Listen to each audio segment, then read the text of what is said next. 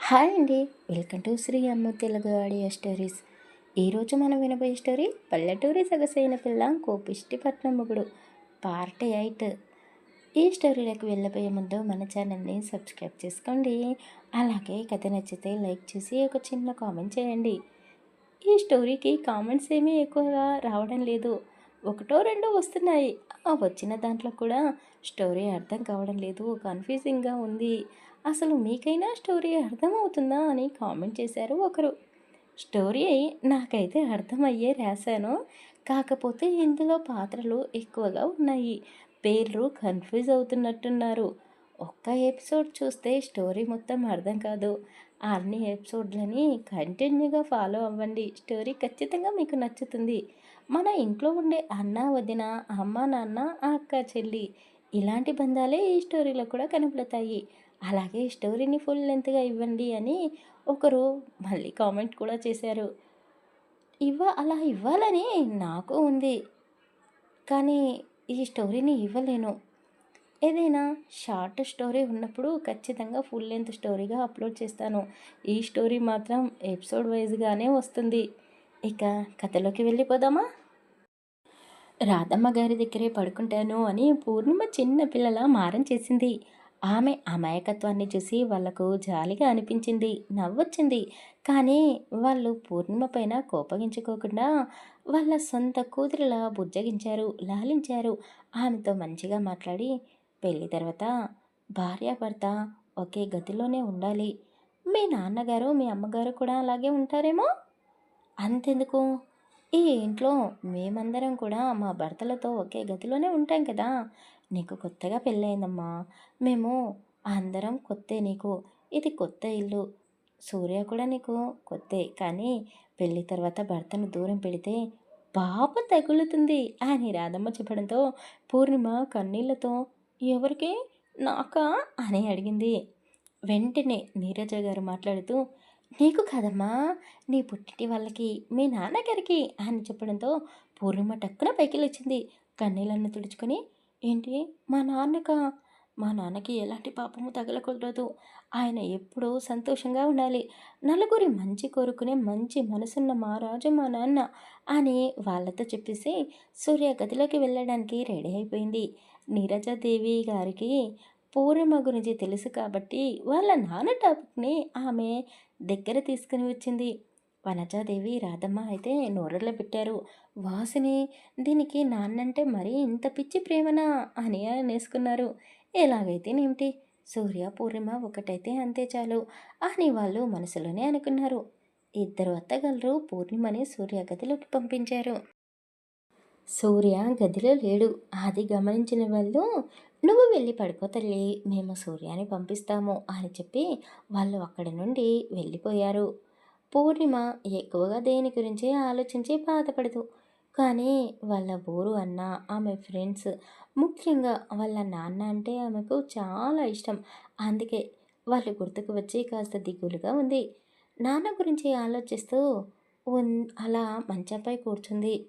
వనజ గారు దగ్గరుండి సూర్యని గదిలోకి పంపించింది.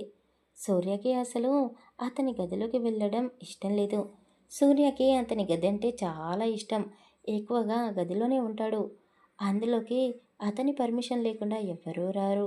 కానీ మొదటిసారి అతని పర్మిషన్ లేకుండానే అతని జీవితంలోకి వచ్చిన అమ్మాయి ఇప్పుడు అతని గదిలో ఉంది. అది తలుచుకుంటే అసలు సూర్యకి ఆ గదిలోకి వెళ్ళాలని అనిపించడం లేదు. కానీ ఇంట్లో వాళ్ళని ఇబ్బంది పెట్టలేక పెద్దమ్మ, పెద్దనాన్న, వాళ్ళ నాన్న, నానమ్మ, తాతయ్య, వాళ్ళందరి మర్యాద కాపాడడం కోసం, అలాగే వాళ్ళ అమ్మ మీద పెంచుకున్న కోపం, పంతం పూర్ణిమ మీద చూపించాలి కదా, అందుకే ఆ గదిలోకి వచ్చాడు. కానీ పూర్ణిమ సూర్య వచ్చిన సంగతి కూడా పట్టించుకోకుండా మంచంపై కూర్చొని అలా శూన్యంలోకి చూస్తూ ఆలోచిస్తూ ఉంది. ఏంటి, అసలు ఈ పల్లెటూరు పిల్లకి కాస్త కూడా బుద్ధి లేనట్టుంది.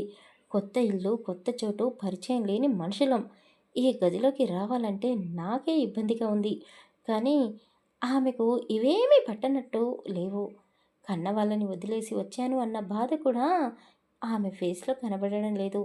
ఇందాక కూడా ఎలా తింటుంది, అసలు ఎవరి గురించి పట్టించుకోకుండా ప్లేట్ మొత్తం ఖాళీ చేసి కడుపు నిండా తినేసింది. ఇప్పుడు నేను ఈ గదిలోకి వచ్చాను అన్న సంగతి కూడా పట్టించుకోకుండా మంచం మొత్తం నాదే అన్నట్టు ఆక్రమించుకుంది.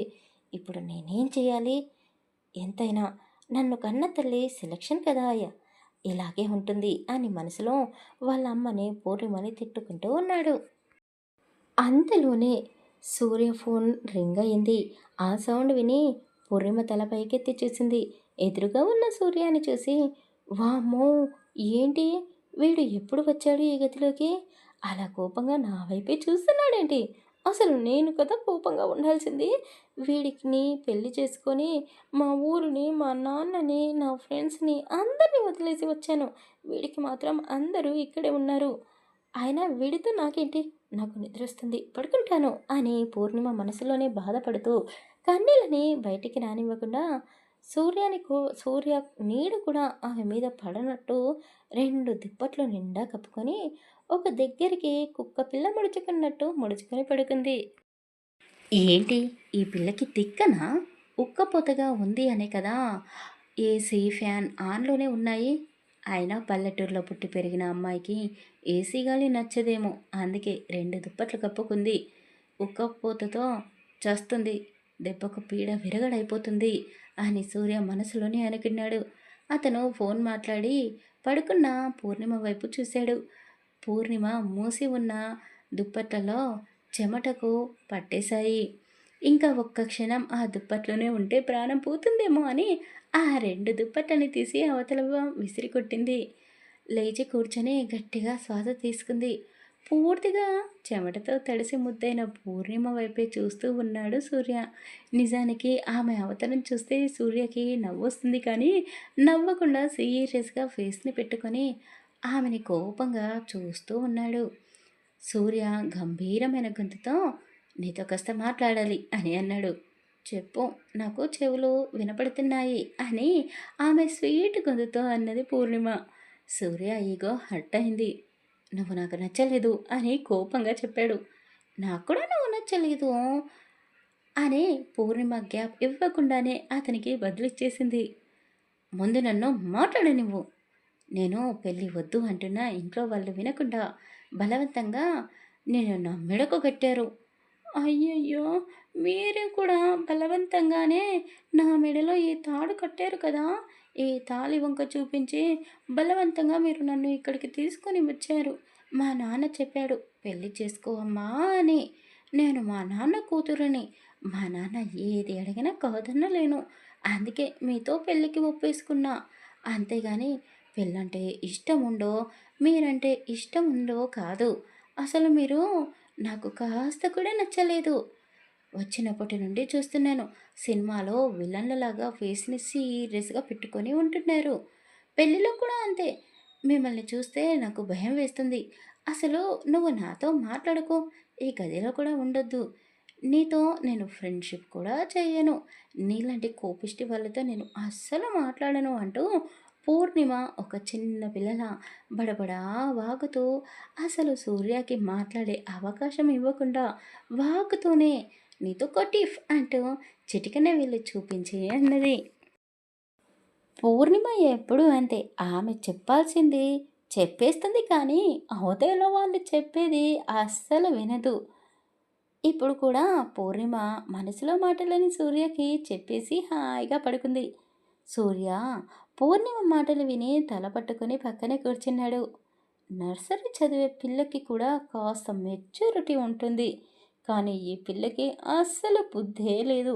ఇలాంటి అమ్మాయితో నా జీవితం ముడిపడింది అంటూ బాధపడుతూనే నేను చాలా పెద్ద తప్పు చేశాను. నా మనసులో మాటని మా అమ్మతో చెప్పి తప్పు చేశాను. సాత్వికతో నా పెళ్లి జరిపిస్తుంది అనుకున్నాను కానీ నన్ను కన్న తల్లి సాధించుకు తింటుంది అని అస్సలు ఊహించుకోలేదు. అయినా చిన్నప్పటి నుండి ఆవిడ ఏమన్నా నాకు గోరుముద్దలు పెట్టిందా? ప్రేమగా దగ్గరికి తీసుకుందా? లాలించిందా? అసలు ఆవిడని నేను తల్లిలా ఎప్పుడూ చూడలేదు. కన్నది నీరజమ్మ గారే అయినా నన్ను పెంచింది మాత్రం పెద్దమ్మనే కదా! నా దృష్టిలో అమ్మ అంటే పెద్దమ్మనే. అసలు సాత్విక నా గురించి ఏమనుకుంటుంది? ఆమె మనసులో నేను ఉన్నానా? నా మనసులో అయితే సాత్వికనే ఉంది. మరి సాత్విక హేమచంద్రతో పెళ్ళికి ఎలా ఒప్పుకుంది? ఆ అమ్మాయి ఎప్పుడు ఇంతే. మనుషులతో ఆటలాడుకోవడం ఆమెకు బాగా తెలుసు.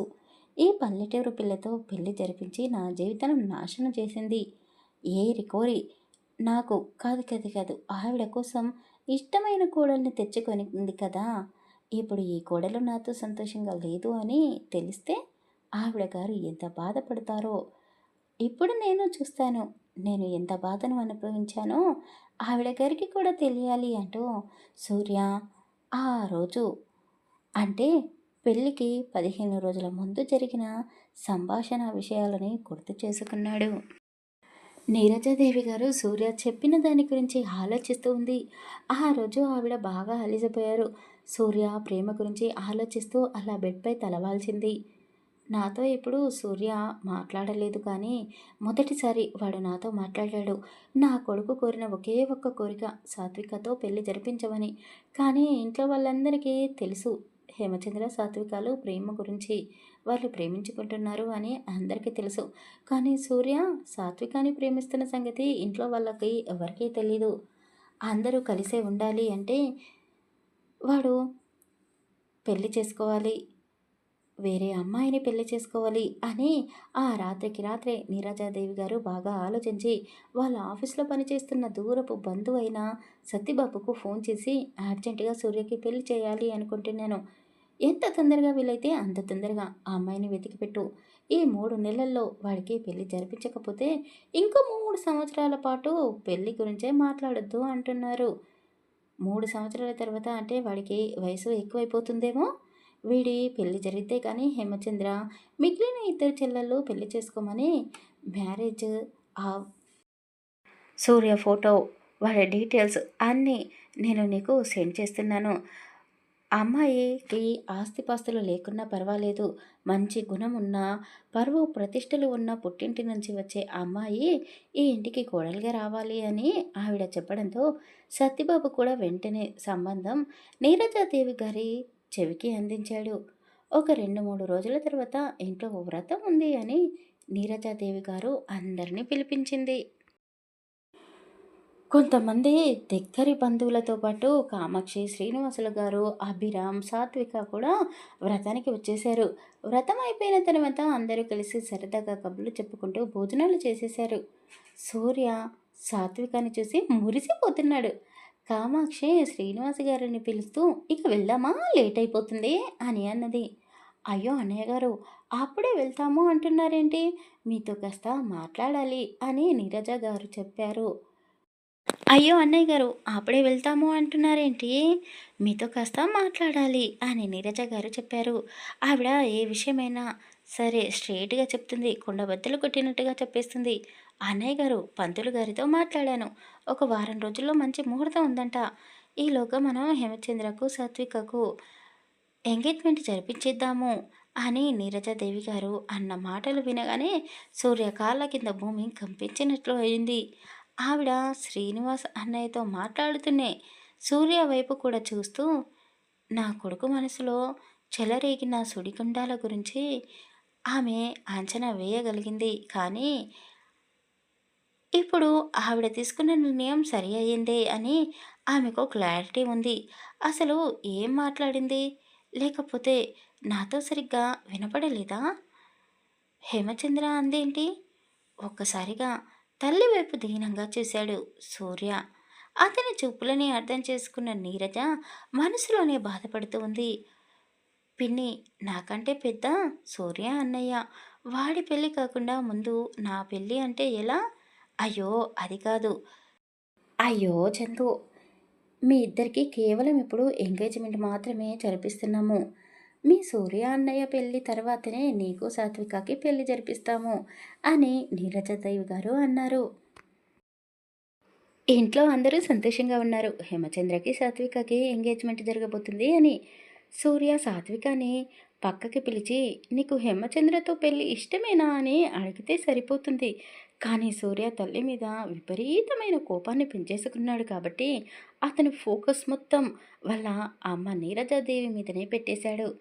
నాకు పెళ్ళి వద్దు, నేను పెళ్లి చేసుకోను అని సూర్య గంభీరమైన గొంతుతో అందరి ముందే చెప్పేశాడు. సూర్య అన్న మాటలు విని అందరూ ఆశ్చర్యపోయారు. నీరజాదేవి గారు నీరజాదేవి గారు కొడుకు మనసు బాధపడుతూ ఉంది అని ఆవిడ కూడా బాధపడుతూ ఉంది. హేమచంద్ర సూర్యతో మాట్లాడుతూ, అన్నయ్య నువ్వు పెళ్లి చేసుకోకపోతే నేను కూడా ఈ పెళ్లి చేసుకోను అని చందు ఖచ్చితంగా చెప్పేశాడు. ఒరే చందు, పిచ్చి పిచ్చిగా మాట్లాడకు, మీ పిన్ని గారు చెప్పినట్టు సాత్వికాన్ని పెళ్లి చేసుకో అని చెప్పాడు. సూర్యకు ఎవరు ఎన్ని చెప్పినా వినే పరిస్థితిలో అస్సలు లేడు. ఇక ఆఖరి ఆయుధంగా వాళ్ళ నాన్న, నానమ్మ, తాతయ్య, పెద్దమ్మ, పెదనాన్న వాళ్ళందరూ సూర్యని చుట్టుముట్టేశారు. సెంటిమెంట్ డైలాగులు కొడుతూ, సూర్య నువ్వు ఇంటికి పెద్ద కొడుకువి, నీకు పెళ్లి కాకుండా హేమచంద్రకి పెళ్లి చేస్తే నలుగురు నాలుగు విధాలుగా అనుకుంటారా నీ గురించి. మాకు తెలుసు మన ఇంటి పరువు పోయేలా నువ్వు ఏ పని చేయవు. కానీ నువ్వు ఇప్పుడు అన్న మాటలు మాకందరికీ బాధ కలిగించేలా ఉన్నాయి.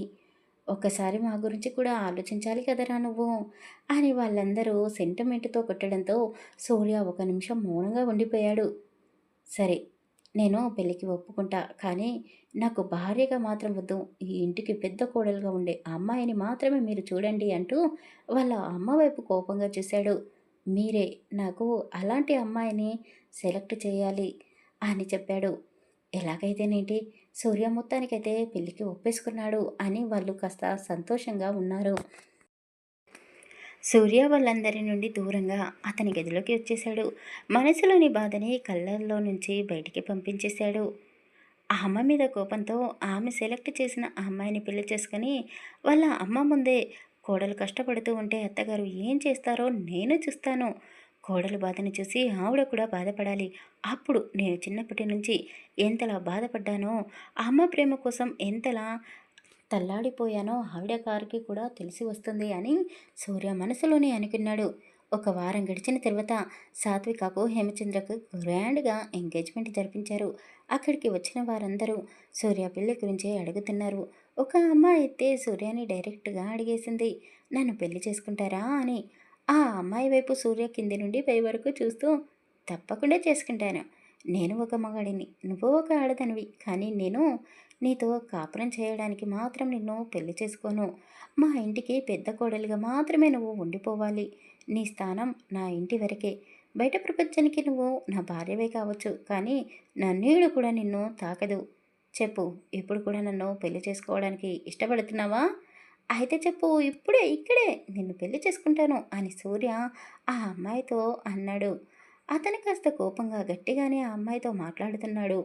ఆ అమ్మాయితో పాటు అక్కడ ఉన్నవాళ్ళు కూడా ఆశ్చర్యపోయారు. కానీ ఎవరో ఒక అతను ఫోన్లో సూర్య మాట్లాడుతున్న మాటలన్నీ రికార్డు చేశాడు. అతను ఆ వీడియోను అందరికీ ఫార్వర్డ్ చేసేసాడు. ఒక 4 రోజుల్లో సూర్య ఆ అమ్మాయితో అన్న మాటలు అన్నీ వైరల్గా మారిపోయాయి సోషల్ మీడియాలో. సీతామహాలక్ష్మి కూడా వాళ్ళ అమ్మ శాంతాదేవికి సూర్య అన్న మాటల వీడియోని చూపించింది. సూర్య వాళ్ళ ఫ్యామిలీ బిజినెస్ ఫీల్డ్లో ఉంది కాబట్టి వీళ్ళ ఫ్యామిలీ వాళ్ళని అందరూ గుర్తుపడతారు. ఇక సూర్య అన్న మాటలు విని అందరూ వీళ్ళ ఫ్యామిలీ గురించి మాట్లాడుకోవడం మొదలుపెట్టేశారు. చూడడానికి హ్యాండ్సమ్‌గా ఉన్నాడు కానీ మనిషి కాస్త తేడా ఉన్నట్టున్నాడు. అందుకే అందమైన అమ్మాయి ప్రపోజ్ చేసినా కూడా నేను తాకలేను అని ముఖం మీదనే చెప్పేస్తున్నాడు. గొప్ప గొప్ప వాళ్ళ ఇళ్ళలో ఇలాంటి విషయాలు మామూలేలే అని ఎవరికి తోచిన కథలు వాళ్ళు మాట్లాడుకుంటున్నారు. అలా మాట్లాడుతూ ఉంటే సూర్యకి కూడా కోపం వస్తుంది కానీ అతను అలా నోరు జారినందుకే ఈరోజు అతని గురించి అందరూ కథలు చెప్పుకుంటున్నారు. కానీ అతను తప్పంతా వాళ్ళ అమ్మనే చేసింది అంటూ నీరజాదేవి గారిపై ఇంకా కోపాన్ని పెంచేసుకున్నాడే తప్ప అతను వాగిన చెత్త వాగుడు వల్లే ఇప్పుడు ఈ సమస్య వచ్చింది అని ఏమాత్రం ఫీల్ అవ్వడం లేదు. ఇక ఇంట్లో వాళ్ళకి టెన్షన్ పట్టుకుంది. నీరజాదేవి గారు అయితే ఎలాగైనా సరే కొడుకుకి పెళ్లి చేయాలి అని కంకణం కట్టేసుకుంది. సత్యబాబు చూపించిన సంబంధాన్ని ఖాయం చేసింది. సీతామహాలక్ష్మిని చూడడానికి వాళ్ళ ఇంటికి వెళ్ళినప్పుడు శాంతాదేవి గారు సూర్య అన్న మాటల గురించి అడిగింది. నా కొడుకు ఇంట్లో కూర్చోడు, బిజినెస్ చేస్తున్నాడు. వాడికి వర్క్ టెన్షన్స్ వల్ల ఆ అమ్మాయితో అలా మాట్లాడాడు. ఆ పిల్ల పదే పదే మా వాడికి ఫోన్ చేసి పెళ్లి చేసుకో పెళ్లి చేసుకో అని విసిగిస్తూ ఉందంట. అందుకే అలా వాడు మాట్లాడేసరికి ఎవడో గాలి విధవ వీడియో తీసి సోషల్ మీడియా పెట్టాడు. మా పరువు తీయడానికి చాలామంది ఎదురు చూస్తూ ఉంటారు కదా! మీరు ఎలాంటి టెన్షన్ పెట్టుకోకండి. మీ అమ్మాయి పూర్తి బాధ్యత నాది అంటూ నీరజాదేవి గారు శాంతాదేవి గారి చేతిలో చెయ్యేసి చెప్పారు. పెద్ద పెద్ద వాళ్ళ ఇళ్ళలో ఇలాంటి విషయాలు మామూలే. ఎవడో ఒకడు ఇలాంటి రాళ్ళు వాళ్ళ మీదకి విసురుతూనే ఉంటారు అని ఆవిడ కూడా అనుకుంది. ఎప్పుడో తెల్లవారిపోయింది. రోజు ఉదయాన్నే లేచే సూర్య ఆ రోజు ఇంకా నిద్ర లేవలేదు. పెళ్ళి వద్దు అంటూనే ఇంకా పిల్లాన్ని వదిలిపెట్టకుండా పడుకున్నాడు అని వనజ గారు నీరజాదేవి గారితో నవ్వుతూ అన్నది. అలా జరిగితే బాగుండు. కానీ వాడి గురించి తెలుసు కదా అక్క. అంత తొందరగా ఎవరితోనూ కలిసిపోడు. పూర్ణిమ చిన్న పిల్ల. నచ్చని అమ్మాయి. వాడి రూమ్‌లో ఉండేసరికి వాడికి నిద్ర పట్టలేనట్టుంది. ఎప్పుడో తెల్లవారుజామున పడుకున్నట్టున్నాడు. అందుకే ఇంకా నిద్ర లేవలేదు. నువ్వు వెళ్ళి వాడిని లేపక్క. లేదంటే ఆఫీస్‌కి లేట్ అయిపోతుంది అని టిఫిన్ కూడా చేయకుండా వెళ్ళిపోతాడు అని నీరజ చెప్పడంతో సరే అంటూ వనజ సరే అని వనజ పూర్ణిమ సూర్య గది దగ్గరికి వెళ్ళి డోర్ గట్టిగా కొట్టి, ఒరేయ్ తెల్లవారిపోయింది. ఇంకా నిద్ర లేవలేదేంటిరా? తొందరగా లేచి ఫ్రెష్ అయ్యి కిందకి రండి అని ఆవిడ చెప్పేసి వెళ్ళిపోయింది. పెద్దమ్మ గొంతు వినగానే సూర్య టక్కున లేచాడు. పక్కనే ఉన్న పూర్ణిమ వైపు చూసి, వామ్మో ఏంటి ఇది? పెద్దమ్మ పిలిచినా లేవలేదు. తనకి వినిపించలేదా? అయినా పల్లెటూరులో పుట్టి పెరిగిన ఆ అమ్మాయి కదా! ఊళ్ళలో తొందరగా నిద్రలేస్తారు అని విన్నాను. మరి ఈ మహారాణి ఏంటి ఇంకా పడుకొని ఉంది? అని మనసులోనే అనుకుని సూర్య వాష్‌రూమ్‌లోకి వెళ్ళాడు. ఆఫీస్‌కి వెళ్ళడానికి టైం ఎక్కువగా లేదు అని సూర్య తొందరగా ఫ్రెష్ అయ్యి టవల్‌తోనే బయటికి వచ్చేశాడు. కానీ పూర్ణిమ ఇంకా నిద్ర లేవలేదు. సూర్య రెడీ అయ్యి కిందకి వెళ్ళబోతూ ఉన్నాడు. కానీ అప్పుడే అతనికి గుర్తుకు వచ్చింది. బంధువులు ఇంకా ఇంట్లోనే ఉన్నారు. వాళ్ళు వెళ్ళలేదు. అయ్యో! ఇప్పుడు ఏం చేయాలి? నేను ఒక్కడినే వెళ్తే బాగుండదేమో అని అతను అటు ఇటు చూశాడు. పూర్ణిమ చెవి దగ్గర అతని ఫోన్ పెట్టాడు. గట్టిగా సౌండ్ పెట్టి ఒక పాట పెట్టాడు. ఆ సౌండ్‌కి పూర్ణిమ టక్కున లేచి కూర్చుంది. ఎదురుగా ఉన్న సూర్యని చూసి, ఏంటి పిచ్చి పట్టిందా నీకు? నిద్రపోయే వాళ్ళని ఇలా లేపుతారా? అంటూ సూర్య మీద విరుచుకుపడింది. హలో మేడం, కాస్త సౌండ్ తగ్గించి మాట్లాడు. త్వరగా రెడీ అవ్వు. కింద అందరూ మన కోసం ఎదురు చూస్తూ ఉన్నారు. బంధువులు ఈరోజు వెళ్ళిపోతున్నారు. మనల్ని చివరిసారిగా దీవించి వెళ్తారు అంట అని అతను కోపంగా చెప్పడంతో, సరే ఇప్పుడే వస్తాను. కానీ ఇలా పిచ్చి పట్టిన వాడిలా అరవకు అంటూ పూర్ణిమ వాష్రూమ్లోకి వెళ్ళింది. అతనికి కోపం వచ్చింది. కానీ ఏమీ చేయలేని పరిస్థితి. పూర్ణిమ వాష్రూమ్లోకి వెళ్ళి నోరెళ్ళబెట్టింది. చుట్టూ చూసింది. చాలా పెద్ద వాష్‌రూమ్ అది. వామ్మో! రాత్రి సరిగ్గా ఈ బాత్రూమ్ నేను చూడలేదు. చాలా పెద్దగా ఉంది. వామ్మో! వామ్మో! ఎన్ని షాంపూలు, ఎన్ని క్రీములు ఉన్నాయంటే అందుకేనా ఆయన గారు ఇవన్నీ రాసుకొని, పూసుకొని అంత అందంగా ఉన్నారన్నమాట అని మనసులోనే అతని గురించి అనుకుంటూ ఆమె అవేవీ ముట్టుకోకుండా ఒక సోపుతో, షాంపూతో స్నానం చేసి బయటికి వచ్చింది. పూర్ణిమని చూసి సూర్య షాకయ్యాడు. అతనికి నవ్వొస్తుంది. కానీ నవ్వడానికి అహం అడ్డుపడుతూ ఉంది.